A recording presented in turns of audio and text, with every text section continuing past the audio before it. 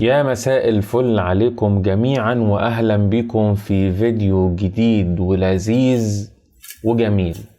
النهاردة هنعمل اجمل حواوشي باسهل طريقة جميلة جدا وممتعة، وهتاكلوا بعدها اجمل حواوشي مقرمش من بره وجميل كده، وفي نفس التوقيت طري ومن جوه مستوي بطريقة جميلة جدا، وكمان هنعمله بالجبنة. الحواوشي طبعا معروف ان هو اكلة جميلة ومنتشرة جدا عندنا في مصر، لكن مش كل الناس بتعمله بالتكات والحركات بتاعته. لكن النهاردة هنعرف كل التفاصيل بتاعته بمنتهى البساطة والسهولة، وان شاء الله الطريقة تعجبكم وتجربوها. يلا بينا نبدأ الطريقة.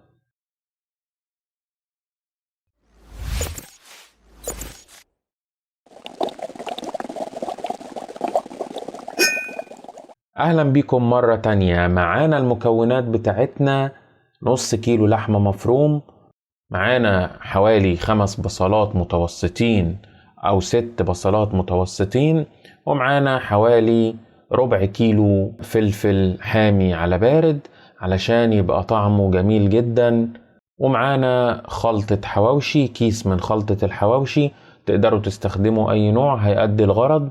ومعانا حوالي معلقتين زبدة كبار او سمن بلدي، وياريت يبقى سمن بلدي، نص معلقة من بهارات اللحمة، ومعانا نص معلقة فلفل اسود، ونص معلقة ملح ابيض. اول حاجة هنعملها هناخد البصل والفلفل ونروح نفرمهم مع بعض في الكبة ونرجع لكم. ومعانا البصل زي ما احنا شايفين كده، بعد ما اتفرم هنحطه في طبق كده غويط شوية، ونحط عليه اللحمة ونحط عليه التوابل زي ما احنا شايفين. بعد كده هنحط السمنة البلدي وبتديه طعم وريحة جميلة جدا. بعد كده هنخلط كل المكونات دي مع بعضها خلطة جميلة جدا زي ما احنا شايفين كده. ممكن الخلطة دي بتاعة الحواوشي نحطها في الفريزر ونطلعها ونستخدمها في اي وقت، او نحطها في التلاجة او نستخدمها دلوقتي على طول مباشرة. بعد كده هنجيب العيش، ويفضل العيش يكون ابيض، يعني ما استواش واتحرق بشكل كبير علشان ياخد باقي السوا بتاعه من الحواوشي.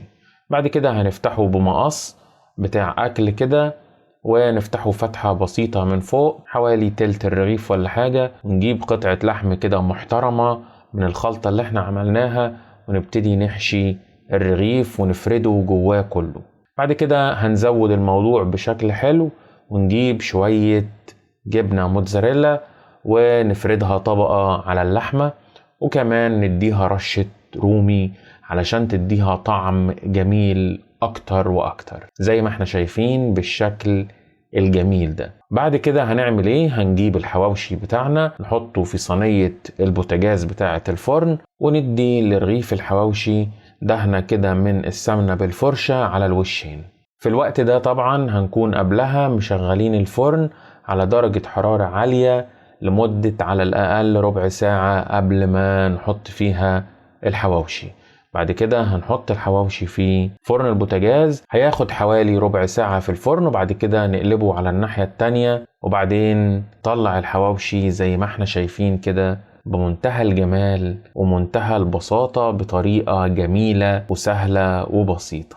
وهيطلع معانا زي ما احنا شايفين كده منتهى الجمال، جميل جدا، مستوي بشكل حلو قوي، وكمان طعمه في منتهى الروعة، والجبنة مدياله طعم جميل جدا جدا جدا، مخليها طري من جوه قوي، واللحمة كمان استوت. ان شاء الله يكون الفيديو عجبكم، وبالهنا والشفا ليكم. لو عجبكم الفيديو ما تنسوش عمل لايك على الفيديو والاشتراك في القناة وتفعيل زر الجرس، وانتظرونا في فيديو جديد ومفيد ولذيذ ان شاء الله. باي باي.